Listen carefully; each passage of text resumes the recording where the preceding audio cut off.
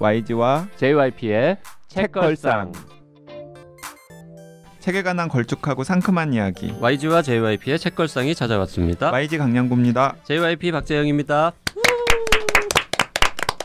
네, 댓글부터 소개하고 오늘의 책을 소개를 하도록 하겠습니다. 자, 지난번에 서른의 반격편에서 YG가 상당히 디스를 많이 했지 않습니까? 아, 너무 죄송합니다. 그죠? 네. 네. 근데 그 디스를 듣고 청취자분들은 재밌다고. 네. 원래 이렇게 남들 싸우고 디스 이런 거 다들 즐거워하시잖아요. 자, 닉네임 이승희님이 아 웃겨라고 이렇게 남겨주셨고요. 닉네임 얼수님도 디스도 큰 용기가 필요하다죠. 디스급 공감. 흐흐. YG 파이팅입니다. 책걸상 아주 많이 좋아합니다. 크크크라고. 근데 저는 좀 걱정이 되는 게 정말 혹시 그 서른의 반격의 저자인 송원평 작가가 들으셨으면 정말 서운하셨을 것 같아서. 손원평 작가가 문제가 아니에요. 지금 그 현기영 선생님이랑 또 누구야 거기 지금 심사위원 세 분을 다 디스해놓고 뭐 이제 와서 현경 선생님, 최원식 선생님, 뭐 한송원 선생님. 근데 이제 물러나실 때가 됐죠. 네. 연달아서 디스하나요? 네. 네. 자, 오늘 소개할 책 아주 재미있는 책 그리고 특별한 게스트를 모셨습니다. 네, 저는 2년 전에 이제 전작이 나왔을 때 배웠었는데 그동안 계속 좀 뵙고 싶었어요. 근데 이렇게 또 새로운 책으로 오셔서 이렇게 이 자리에 모셨습니다. 자, 오늘 모신 게스트 최근에 가장 도시적인 삶이라는 책을 출간하신 건축가 황두진 선생님 모셨습니다. 어서 오십시오. 네, 반갑습니다. 네, 반갑습니다. 박수는 안 쳐줍니까? 네. 너무 소개를 짧게 하셔가지고 네. 혹시 한 말씀 더 하시나 이러고 기다리는 그렇죠. 거죠. 기다리고 네. 있었습니다. 전 사실 오늘 거의 무슨 셀레브리티 본 것 같은 그런 느낌입니다. 저는 2년 전에 이제 처음 뵙는데 되게 뵙고 싶었던 분이거든요. 네, 저는 원래 좋아했었는데 2년 전에 인터뷰 이런 비슷한 인터뷰 자리에서 뵙고 대화를 듣고서 완전히 빠가 되어가지고 지난 2년 동안 계속해서 이분 전도사처럼 막 글도 쓰고 여기저기 뭐 권하기도 하고 막 그랬었죠. 네, 그때 저 대화 나눴던 거 그 팟캐스트로 저도 가끔 다시 들어보는데. 심지어 다시 들어보세요? 네, 다시 들어봐요. 네. 왜냐하면 저도 그때 대화 재밌어서 특히 이 두 분의 호스트와 제가 네. 어떻게 하든지 그 말할 기회를 가지고 서로 치열하게 경쟁하는 그런 분위기가 거기서 느껴지기 때문에 그 호스트가 너무 말이 많아가지고 게스트가 말씀을 못 하신 거 아닙니까? 제가 이렇게 가만히 있다가 나는 조용히 앉아 있다가 하겠다 싶어가지고 저도 열심히 막 오늘은 YG나 JYP는 조금 자제해 보죠. 네, 그러니까 약간 오늘은 좀 자제해라라는 경고의 메시지인 거죠. 잘 될지는 모르겠습니다만은. 네. 네, 근데 일단은 뭐 저희는 뭐 워낙에 좋아하고 또 잘 아는 분이지만은 저희 책걸상 애청자분들 중에서는 약간 또 누구시지 하고 궁금해하실 분이 계실 테니까 일단 건축가 황두진 선생님 소개부터 하죠. 책날개에 있는 내용으로 말씀드리면 서울대학교하고 예일대학교에서 건축을 공부하셨고 건축가 실무 건축가이시면서 글을 꾸준히 써오신 분이고요. 황두진 건축사 사무소 대표를 맡고 계십니다. 아마 대중에게 알려진 책으로는 무지개떡 건축이라는 책이 2년 전에 딱 나왔었고요. 그리고 그 전에 한옥이 돌아왔다라는 책. 한때 이제 그 북촌 등을 중심으로 해서 이제 한옥 붐이 불었었잖아요. 그 즈음에 이제 한옥이 돌아왔다라는 책이 딱 나와서 아마 그런 붐에 약간 좀 펌프질을 한 책으로서도 그 책이 굉장히 유명했었죠. 저는 사실 한옥이 돌아왔다라는 책을 처음 접하고서 이 황두진 선생님 팬이 됐었거든요. 저는 고백하자면 한옥이 돌아왔다도 그렇고 무지개떡 건축도 그렇고 읽어야지 생각만 하다가 결국 못 읽었었는데 지난번에 제가 무지개떡 건축 읽고 황두진 선생님 한번 모시자라고 YG랑 얘기를 나눴는데 YG가 그러더라고요. 좀 있으면 새 책 나온다고. 그 책 나오면 그 책으로 모시자고 해가지고 기다리고 있다가 이번에 가장 도시적인 삶을 읽었는데 한마디로 이렇게 표현하겠습니다. 제 건축 관련 책 좀 읽었거든요. 그리고 한때 저 고등학교 때 건축과를 갈까 하는 생각도 했었던. 건축과를 포기하고 의대를 간 겁니까? 그렇죠. 네. 네. 그런 경우도 있군요. 건축과를 포기한 거는 그림을 너무 못 그립니다. 그래가지고 공간 지각력 이런 게 현저히 떨어진다는 걸 알고. 맞다. 이거 거짓말 아니에요. 제가 이 얘기 들은 적 있어요. 건축사가 되고 하고 싶었는데 못 됐어요. 그림을 너무 못 그려가지고 포기했다, 꿈을 포기했다 뭐 이런 얘기. 그래서 어쨌든 그 건축 관련 책을 좀 많이 읽었는데요. 뭐 우리나라 저자로는 그 서현 선생님, 예. 그리고 뭐 프랭크 게리나 뭐 안도 다다오나 뭐 이런 건축가들에 관한 책들을 꽤 많이 읽었는데 그동안 제가 생각하기로는 한국에서 건축 관련해서 글 제일 잘 쓰는 분은 서현 선생입니다. 라고 생각해 왔는데 이번에 뭐 바뀌었잖아요. 또 동기예요. 동기예요? 이번에 바뀌었습니다. 네. 황두진이 1등이다. 아, 서현 선생님 의문의 일패. 네. 대한민국 건축가 중에서 글 제일 잘 쓰는 분은 황두진. 네. 이렇게 해서 순위가 바뀌었습니다. 그건 그 한옥이 돌아왔다 때 이미 판명이 난 거예요. 제가 늦게 안 거죠? 네. 그때 저는 황두진 선생님 글 보고서 아, 대한민국 건축가 중에서 글 제일 잘 쓰고 인문학적 깊이가 제일 깊은 분 중에 한 분이 황두진 선생님이구나라고 생각을 해서 그때부터 저는 이제 펜을 자처했죠. 가만히 있어야 될 것 같습니다. 자, 저희가 지금 간단하게 날개에 있는 내용 위주로 소개를 드렸는데 뭐 직접 조금 난 이런 사람이다 좀 덧붙여 주신다면요? 아, 예, 저는 뭐 제 이름은 황두진이고 이 방송에서는 그냥 저를 DJ라고 부르셨더라고요. YG JYP DJ. 네네. 정치권과 저 엔터테인먼트 산업이 만나는 그런 장면 같은데. 저는 뭐 현역 건축가고 아까 소개해 주신 것처럼 제 사무실을 하고 있고요. 한 사무실이 이제 한 17년 정도 됐고, 저는 이제 기본적으로 현대 건축은 그냥 보통 흔히 아시는 그런 건축을 하는 사람인데, 다만 제가 조금 제 이력에 특이한 점이 있다면, 아까 그 YG께서 말씀하신 것처럼 제가 2000년대 초반, 네. 정확히 2004년부터 그냥 꾸준히 1년에 한 채, 두 채 정도의 한옥 작업을 계속 하고 있는 게 아마 상당히 특이한 제 이력일 것 같고요. 그다음에 이제 또 다른 점은 글을 좀 많이 쓰는 편이라는 건데 그것도 처음에 계기가 제가 출판사 사옥을 설계를 했는데 출판사 사옥을 했는데 뭐 이름 밝혀도 되는 거죠? 네, 그렇죠, 밝혀도 됩니다. 네. 제가 출판사 사옥을 2개를 했거든요. 네. 하나는 파주로 이사 가기 전에 열린 책들. 여기 저 경복궁 옆에 있는데 네. 그게 이제 소위 제가 건축가서 제 입봉작이에요. 네, 제가 사무실 열고서 처음으로 신축 건물 설계한 게 입봉작을 출판사를 했다는 거는 야, 특이하네요. 그다음에 해냄 출판사를 또 이어서 했는데 여기서 멀지 않죠. 홍대 앞에 있으니까. 그리고 출판사 사옥을 설계해서 건물을 짓고 있었는데 이게 한두 군데 출판사에서 저한테 이렇게 좀 책을 써보지 않겠냐는 권유가 왔어요. 그때 제가 이렇게 개인 홈페이지를 하고 있었거든요. 근데 또 제가 또 의리가 있어야 되겠다는 생각이 들어서 그 해냄 출판사 사장님께 내가 요즘 이런 제의를 받고 있는데 쉽게 말해서 그 해냄에서 노하면 딴 출판사 제안을 받아들이겠다. 근데 혹시 내가 쓰는 글에 관심이 있으시겠냐고 제가 여쭤봤어요. 네. 그랬더니 이제 그 편집부에다가 말씀을 하셨는데 그 편집부에서 한번 해보자 이렇게 돼가지고 사장님이 편집부에 얘기를 한 거군요. 예. 그래서 이제 그게 인연이 돼서 편집부에서는 이제 보통 한다고 그러죠. 보통 사장님이 그쵸? 혹시 그 해냄에서 책을 내드릴 테니까 그 설계비를 좀 깎아달라거나 뭐 이런 얘기를 하진 않던가요? 아 그분들이 뭐 아주 이 공명정대하십니다. 사옥은 사옥이고 출판은 출판이고. 아니 그리고 그 제가 알기로 해냄 사장님이 통이 좀 크세요. 네, 좀 그런 스타일이세요, 약간. 그래서 그게 인연이 돼서 이제 제가 처음으로 쓴 책은 이제 당신의 서울은 어디입니까라는 책인데. 네. 그 책 아직도 서점에 가면 있습니다. 그래서 저는 약간 그 개인 에세이 같은 거였고요. 네. 그래서 아무튼 뭐 제 소개를 마무리하자면 저는 그 현대 건축가로서 동시에 한옥 작업 꾸준히 하고 있고 그다음에 글쓰기 열심히 하는 그런 사람이다. 뭐 이렇게 말씀드릴 수 있을 것 같습니다. 그러면 당신의 서울은 어디입니까? 다음에 한옥이 돌아왔다. 네. 그리고 나서 이제 좀 몇 년의 시간차를 둔 또 다음에 제가 아동도설 하나 쓴 게 있어요. 네. 돌아가신 건축가 김수근 선생을 그냥 소개하는 아동도설 하나 썼고 그다음에 무지개떡 건축. 그 오늘 소개할 가장 도시적인 삶의 부제가 무지개떡 건축 탐사 프로젝트라는 부제가 붙어 있거든요.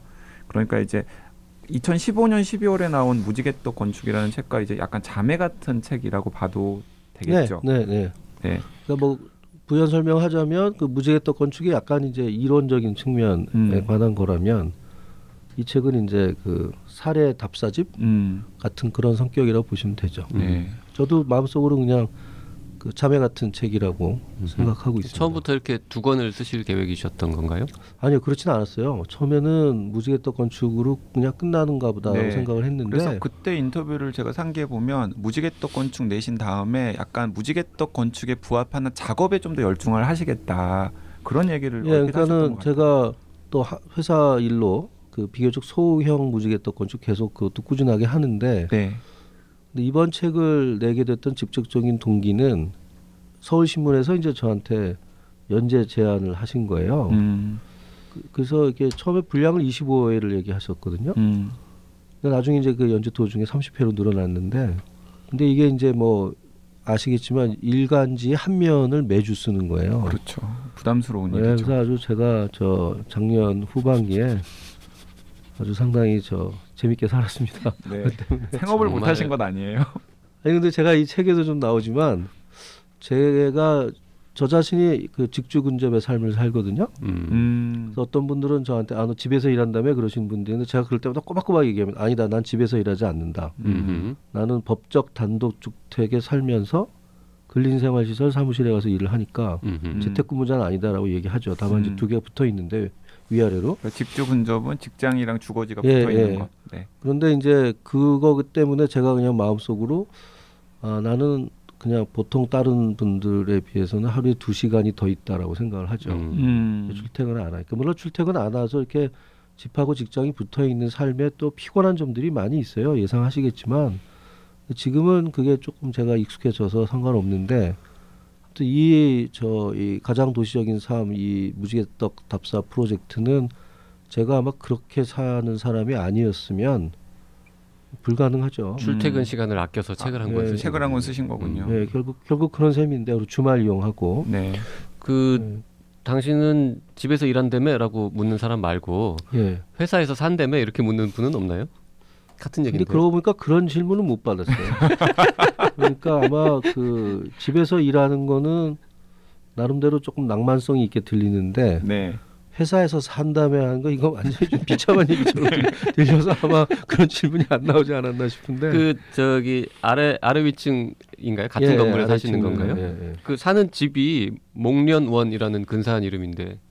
예, 그 목련이 한 그루가 아주 큰 게 있었는데 지금도 있어요. 근데 이제 저희가 증축을 하면서 그 나무를 좀 옮겨 심었더니 이게 좀 상태가 별로 안 좋아서 집에 이름이 목련인원인데 이게 목련이 지금 조금 상태 안 좋아서 좀 걱정이죠. 자, 네. 저희가 그 최근에 TV 프로그램 뭐 알쓸신잡인가에 무지개떡 건축에 관한 이야기가 언급되면서 조금 더 유명해지긴 했는데 그래도 거기서부터 얘기를 시작해야 될 것 같아요. 무지개떡 건축이 도대체 무엇인지. 뭡니까 그게? 일단 선생님이 만들어낸 말이죠? 네, 제가 만든 말이에요. 그건 뭐냐면 그냥 층별로 용도가 다른 건물, 다시 말해서 서로 다른 용도가 하나의 건물에 집약돼 있는 것. 근데 이제 특히 그 중에서도 무슨 뭐 먹자 빌딩 같은 걸 제가 무지개떡 건축이라고 하는 것은 아니고 그 위에 주거가 있는 것을 전제로. 네. 예, 그러니까는 그렇게 얘기하면 뭐 상가 주택이나 뭐 상가 아파트나 주상복합. 혹은 주상복합이라고 해도 되잖아요. 네. 근데 이제 제가 그 책을 쓸 때 그런 기존에 우리가 사용하던 단어들이 이렇게 별로 어감이 좋지 않다고 생각했어요. 그렇죠. 예, 상가주택 하면 뭐 좀 약간 없어 보이는. 약간 없어 보이는. 그러니까 요새 말로 있어빌리티가 좀 낮아 보이는 그런 상가 아파트도 이제 뭐 제가 이번에 쓴 책의 이제 주된 내용이 상가 아파트인데 사실은 한때 굉장히 많이 지어졌다가 지금 우리 관심 밖으로 좀 사라졌거든요. 네, 그리고 약간 없어져야 할 유산처럼 그렇게 뭐 됐던 측면이 있죠. 그리고 주상복합은 제가 역시 본문에 썼지만 알고 보니 이게 진짜 주상복합이냐, 그냥 고급 아파트지. 뭐 그런 복합도가 너무 낮아서 그러다 보니까 이 기존 단어를 갖고서는 제가 하고자 하는 말을 전달하기가 좀 어렵겠다라고 생각해서. 그냥 말을 무지개떡이 이제 색깔이 층층이 다르니까 했는데 하여간 제가 이 제목에 대해서 책 무엇보다 이 제목에 대한 피드백 굉장히 많이 받았습니다. 좋은 피드백을. 아니요, 별로 안 좋은. 별로 안 좋다고요? 어떻게 그렇게 제목을 촌스럽게 질 수가 있냐.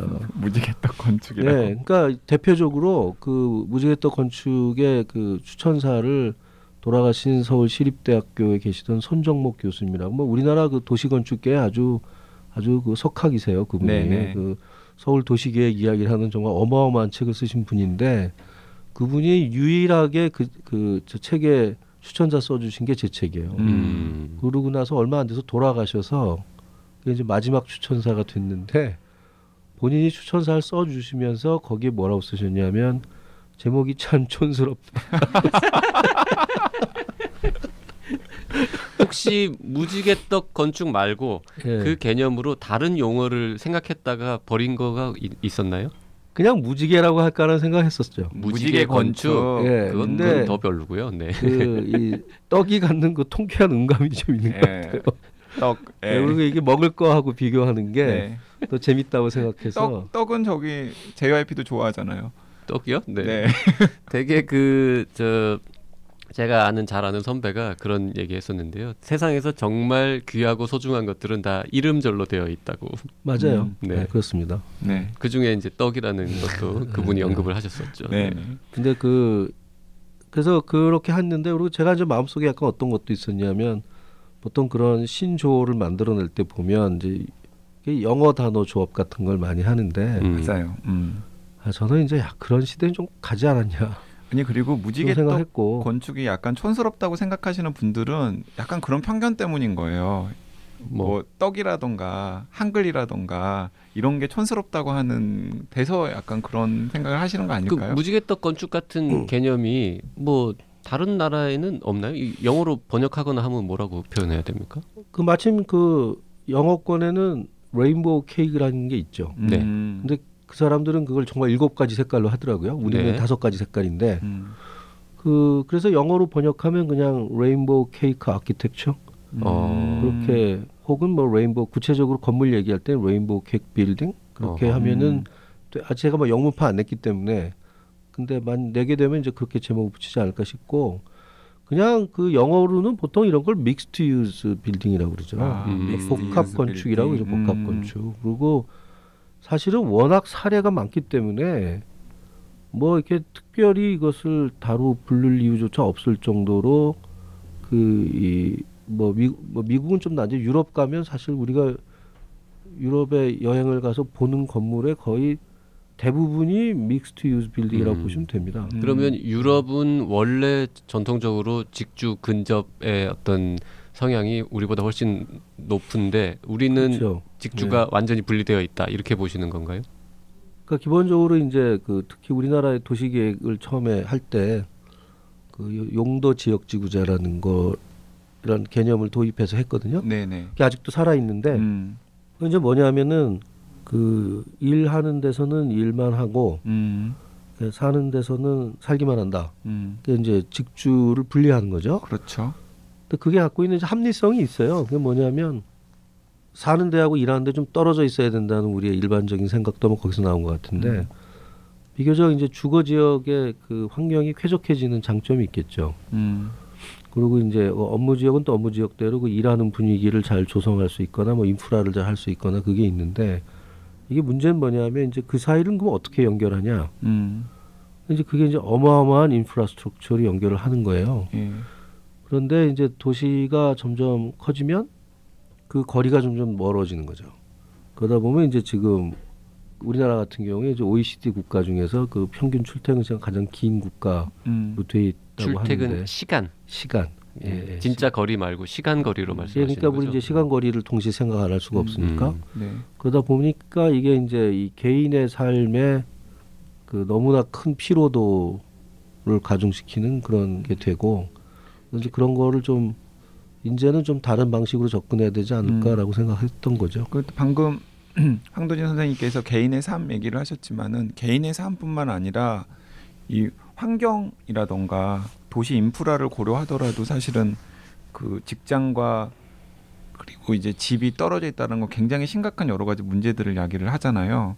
그렇죠. 무지개떡 건축에서도 이제 여러 차례 말씀하셨고 이 오늘 소개하는 가장 도시적인 삶에서도 이제 중간중간에 언급을 많이 하셨지만은 예를 들어서 뭐 그 개인 승용차든 어쨌든 대중교통이든 간에 어쨌든 자동차들이 왔다 갔다 하면서 내뿜는 배기가스라던가 오염물질 그리고 또 그때 소비하는 석유라던가 전기 같은 자원들 같은 경우도 굉장히 심각한 문제들을 야기하고 그리고 또 이제 뭐 교외로 계속 도시들이 확장되어 가다 보면은 당연히 교외에 당연히 있어야 될 논밭이라던가 숲이라던가 이런 것들도 파괴를 할 수밖에 없고 등등 여러 가지 문제들을 많이 낳는 거죠. 맞아요. 그러니까는 그 우리가 이제 자연을 너무 많이 그 이제 침해를 하는 거죠. 도시를 만드는 과정에서.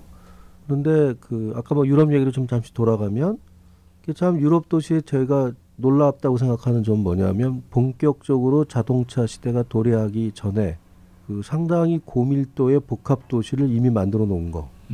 그게 참 대단한 일이라고 생각해요. 그러다 보니까 그 유럽 도시들의 평균 도시 밀도가 평균입니다. 뭐 지역별 편차는 당연히 있을 테니까 상당히 높아요.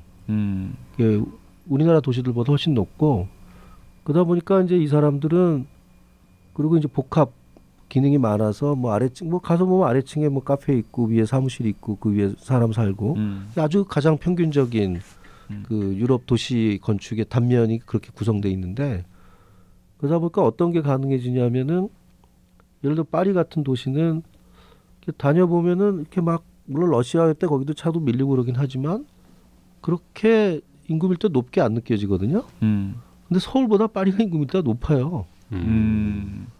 그런데 이제 그 사람들이 일상생활의 대소사를 상당 부분 걸어 다니면서 하게끔 도시가 구성돼 있으니까 그게 이제 별로 체감하는 밀도가 높지 않게 느껴져서 그렇지 그 상당히 고밀도 도시입니다. 그러니까 이제 그런 것들의 그 뿌리에 뭐가 있을까라고 생각해 보면은 그래서 유럽식 무지개떡 건축이 있기 때문에 이게 가능하다고 생각하는 거죠. 그러니까 일터하고 집은 가까우면 가까울수록 좋은 점이 훨씬 많은 거죠, 원래. 그렇죠.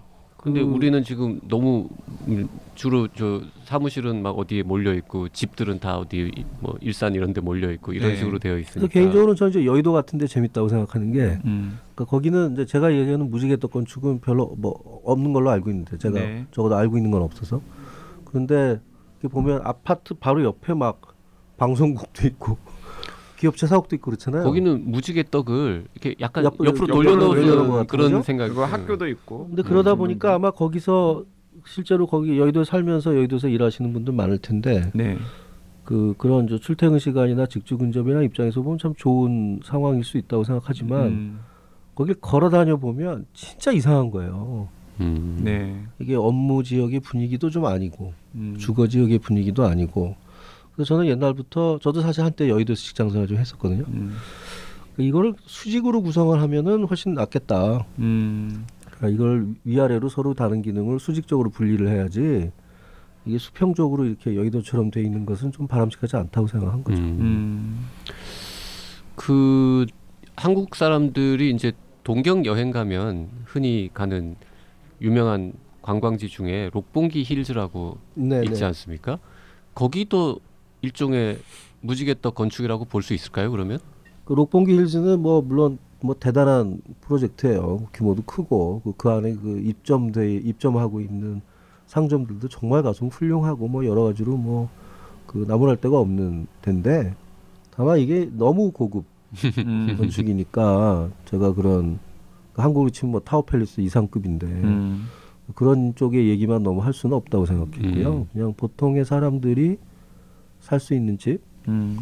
근데 뭐 적어도 현재 그 단지형 아파트의 대안이 될 수 있는 건축 유형이라는 게 뭘까라는 식으로 이제 생각을 했던 거죠. 그 록봉길 얘기가 나왔으니까 그 저번에 이제 대화 나누면서 나왔던 얘기가 갑자기 떠오르는데 그 원래 세종시도 무지개떡 건축의 개념을 넣어가지고 한번 설계를 해보시려고 의도를 하시긴 하셨었잖아요. 당선이 되지 당시 상황을 좀 말씀드리면 그때는 그걸 행복도시라고 그랬어요. 행정복합도시인가 뭐 그래가지고 원래 그 수도를 만들려고 했던 거 아닙니까, 그죠? 근데 그래서 그 기본 계획을 이제 국제현상 공모를 했는데 그래서 그때 이제 그걸 응모를 했거든요. 그 다른 그 홍순자라는 다른 건축가랑 이제 협업을 해서 했는데 그러니까 우리가 어떻게 생각했냐면 현지를 가서 보니까 그 잡아놓은 도시 권역이 엄청나게 넓은 거예요. 근데 제 기억이 맞다면 한 서울의 3분의 2 정도? 근데 당시 우리한테 주어진 계획 인구가 20만이었어요. 근데 지금은 이제 어느 정도 이주가 일어나서 그 30만 정도로 상향 조정한 걸로 제가 알고 있는데 네. 그래서 저희가 어떻게 생각했냐면 아니 고작 인구 20만 사는 도시를 만들겠다고 그 넓은 권역을 다 개발한다는 게 이게 말이 되냐 도대체. 그리고 그 땅은 그때는 거의 다 논이나 밭.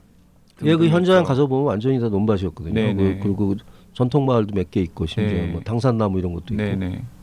그래서 뭐 보니까 이 도시를 만들려고 하는 기본 계획이 또 기존에 우리가 해오던 것처럼 또 이렇게 뭐 사는 데하고 뭐 일하는 데 또 분리해서 이렇게 하려고 하는 것 같은데 완전히 반대로 가보자. 물론 이제 그 순간 이게 뭐 낙서는 이제 기정사실화 된 거예요. 사실은 근데 그때 이제 나이도 좀 젊었고 그러니까 지금도 건축가들이 그런 거 해야 된다고 생각하죠. 네. 뭐 이 결과가 원하는 결과 안 나온다 하더라도 그래서 자꾸 세상을 그렇게 해서 뭔가 이렇게 좀 바꿔 나가려고 해야지. 그래서 결국 어떻게 했냐면은 20만 인구를 사방 1km에 넣을 수 있을까 뭐 이렇게 한 거예요. 그러다 보니까 굉장히 초고층 빌딩의 이제 집합체처럼 네. 됐고 그래서 그 안에 살면 애지간한 데는 다 걸어다니면 되고. 그러니까 그 안에 그러니까 사방 1km에 굉장히 밀도가 높은 고층 빌딩의 컴플렉스 집합체 안에 정부 청사도 들어있고. 그렇죠. 그다음에 사람들이 사는 공간도 들어있고. 예, 그리고 가장 중심이 되는 곳을 조금 비워놨는데 그 지하에 이제 국가 데이터 센터가 들어가야 된다고 생각했어요. 가장 그 접근이 어려운 센터에. 그래서 만약에 거기서 산다 그러면은 정말 뭐 애증한한 데는 다 걸어 다닐 수 있고 1km인데요, 뭐. 그리고 이제 환상형 모노레일 같은 게 있어가지고 그냥 돌아다니는 거 아무 문제가 없고 그 밖은 그냥 농사 짓는다. 그래서 저희가 그때 메인 이미지를 그렇지만 현지에 가서 찍은 사진에다가 그 저희가 설계한 초고층 초고밀도 도시를 집어넣고 그 앞에 농부가 밭 갈고 있는 거를 네. 일부러 넣었는데 그 이미지가 너무 인상적이에요. 예, 그래서 아무튼 뭐 장렬히 전사한 프로젝트가 됐지만 그때 이제 그걸 하면서 어떤 생각했었냐면은 그 밀도의 압박이라는 게 대단할 거 아닙니까? 네. 그래서 그걸 군데군데 비운다고 생각을 한 거예요. 그래서 심지어는 뭐 정말 과격한 생각인데 우리가 보통 어떤 도시를 개발할 때 보면 도로를 만들고 그 위에 이제 소위 무슨 뭐 파이프들 각종 무슨 뭐 상하수도 라인 이런 거 깐 다음에 소위 이제 택지 분양 이런 거 하잖아요. 이거를 3차원으로 하면 어떨까 해서 이 건물에 이제 우리가 코어라고 그러는데 엘리베이터, 계단실 이런 것까지는 만들어 놓고 그 주변 공간을 분양하는 거예요. 그러면 이렇게 덩어리가 달라붙는 식으로 될 거 아닙니까? 근데 그 사이사이를 적절히 띄워주면 그 사이로 경관도 이렇게 바라보이고 바람도 불고 뭐 할 것이다. 해서 이제 그때는 제가 무지개떡 건축이라는 용어 안 쓸 때인데 그 요즘 제가 쓰는 용어로 이제 설명을 하자면 소위 다공성 무지개떡 도시를 만든 거죠. 그래서 구멍이 뻥뻥 나 있는. 구멍이 뻥뻥 뚫려 있는. 그게 제가 이제 유럽식 그 소위 상가 아파트 복합 건축하고 제 무지개떡 이론이 좀 다른 부분이 저는 다공성 되게 중요하다고 생각해요. 그렇군요. 그러니까 이게 일단 밀도가 충분한 건물을 지어 놓되 중간 중간을 비워서 이제 그런 어떤 그 여유를 확보한다. 이제 그게 제가 중요하게 생각하는 부분이니까. 그러니까 거기서는 한옥 작업하고도 좀 연결이 되시는 것 같아요. 한옥이 아무래도 이렇게 좀 다공성이 굉장히 그러니까 넓은 주택이잖아요. 맞습니다. 그러니까는 우리가 무슨 일을 할 때 보면 그 일을 하는 순간에는 그것이 다른 것들하고 맺고 있는 관계를 생각 못 하는 것 같아요. 네. 그 순간은 그냥 거기 꽂혀서 하는 거죠, 뭐. 이제 지내놓고 나서 보면 이제 이게 그림이 이렇게 되는 거네라고 생각하는 건데 하여간 그 프로젝트는 장렬히 산화했으나 네. 그 생각은 제가 아직까지 그 화두는 놓지 않고 있는 그 거예요. 프로젝트 세종시 프로젝트에서 초고층 빌딩 몇 층짜리가 몇 동이나 들어가는 거였습니까? 아니 그거 그렇게 질문하시면은 제가 이제 SF적인 답을 드려야 되는데 그게 이제 현실성 굉장히 떨어진 감안하고 들으세요. 그러니까 그게 롯데타워 같은 게 한 30몇 개 들어가는 아니었어요. 100층짜리가 30개쯤 들어가는. 30개쯤 들어가는. 그래서 그게 딱 건물 도시 외곽을 설정하고 그게 이제 다 사방 1km 안에. 예, 예.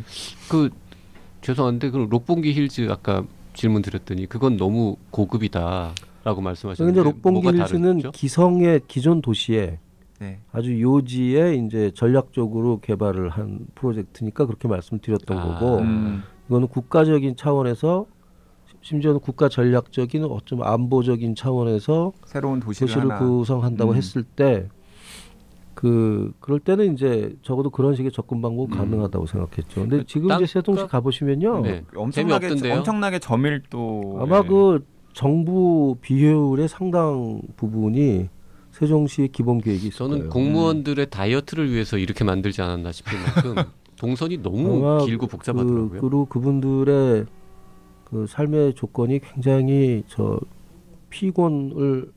피곤할 수밖에 없는 삶의 조건일 거예요. 네. 뭐 한 군데서 다른 군데 가려면 다 차 타야 되고. 그 록포기 힐즈 한 말씀만 더 드리면 왜 여쭤봤냐면 무지개떡 건축의 컨셉을 이제 제가 보면서 제일 처음 떠오른 게 그 힐즈의 프로젝트를 이제 모리 그룹에서 했잖아요. 그 모리 회장님이 했던 그 이야기가 보니까 똑같은 그 직주 근접 이게 필요하다. 너무 직주 분리가 심해서 이게 사는 게 너무 불편하다. 그래서 한 곳에 몰아서 층층 이렇게 해서 그 얘기랑 똑같이. 그러니까 뭐 무지개떡 건축을 이론을 확장하면 당연히 그 이론의 그 범위 내에 이제 뭐 모리 빌딩, 뭐 록봉기 타워 그런 게 다 들어올 수 있어요. 그런데 이제 제가 제 책에서 그래도 무지개떡 건축의 어떤 표준적인 개념이라고 얘기하는 거는 한 5층 정도 되는 좀 작은 5층 정도 작은. 그러니까 수평적으로는 조금 길거나 넓을 수 있는데 높이로는 한 5층 정도. 근데 그거는 이제 무슨 전제냐면은 물론 이제 그 엘리베이터가 있는 거로 생각을 하지만 그 급할 때는 그냥 걸어 올라갈 수도 있다라고 생각하는 거죠. 그래서 다시 말해서 기존의 그 아파트 단지 안에 있는 아파트들이 도시에 그냥 침투해 있는 상황이면서 이제 복합 기능을 수용하는 그런 정도로 생각을 한 것이기 때문에 물론 이제 뭐 록봉기 힐즈 같은 거 분명히 개념의 연장선상이 있다고 생각하지만 제가 이렇게 막 힘주어서 관심 갖고 보고 있는 그런 그 건축 유형은 아니었던 거죠. 그러면 이제 5층짜리 건물들이 도시 곳곳에 있는데 뭐 1층은 뭐 카페, 뭐 2층은 샵, 뭐 3, 4층은 사무실, 그리고 5층은 주거 공간, 뭐 이런 것들을 뭐 주거가 복층이나 뭐 몇 층 더 있을 수도 있고. 네, 거기 들어가는 주거 중에 일부는 소위 우리가 알고 있는 뭐 원룸 같은 형태일 수도 있고, 네. 아니면 저 꼭대기층에는 이제 마당 있는 단독주택을 건물 위에다 올려놓은 것 같은 뭐 그런 형태가 될 수도 있다고 생각하는 거죠. 자, 뭐 가장 도시적인 삶의 저자를 모셔다 놓고 이 책에 대한 이야기는 뭐 거의 하지 않고 지금. 지금 무지개떡 건축. 그러네요. 근데 왜냐하면 근데 애청자분들한테 무지개떡 건축에 대한 개념을 머릿속에 좀 심어드려야 이 가장 도시적인 삶의 책의 가치를 좀 저희가 어필할 수 있을 것 같기 때문에. 가장 그렇습니다. 도시적인 삶이라는 책은 무지개떡 건축이 글쎄 지금 황 선생님 말씀하시는 거랑 조금 똑같진 않습니다만 과거에 벌어졌던 실제로 지금 지어져 있는 건물 중에 무지개떡 건축의 개념과 좀 연결되는 일맥상통하는 사례들을 탐사한. 그렇죠. 프로젝트. 그러니까 제가 물론 그 연재를 이제 신문사의 제안으로 시작했지만 그래도 제 마음속에 이제 그 동기부여를 제가 해야 되니까 뭐였냐면 먼저 그 무지개떡 건축 책을 쓸 때 아주 간략하게 한 몇 페이지 안 돼요. 거기에 이제 한국 도시의 이런 무지개떡 건축의 흐름이라는 게 뭐가 있었을까? 그래서 소위 말하는 그 가게, 그 주인이 안에 사는 그걸 제가 아주 시원적인 형태의 주상복합이라고 봤고, 그러면서 이제 뭐 그 근대 과정에서 나왔던 2층 한옥과 그 뒤에 살림집 붙어 있는 거 이런 걸 쭉 해서 이 책에 나오는 상가 아파트를 포함해서 몇 개를 썼어요. 네. 그래서 그러고서 이제 그렇게 정리하고 넘어갔는데 그 페이지가 이제 이 책이 된 거예요. 네. 커져가지고. 자, 가장 도시적인 삶에 대한 복경적인 이야기. 이 책이 얼마나 재미있고 어떤 미덕을 갖고 있는지에 대한 이야기는 다음 시간에 이어가도록 하겠습니다. 오늘은 여기서 마치죠. 네, 황두진 선생님 감사합니다. 네, 감사합니다.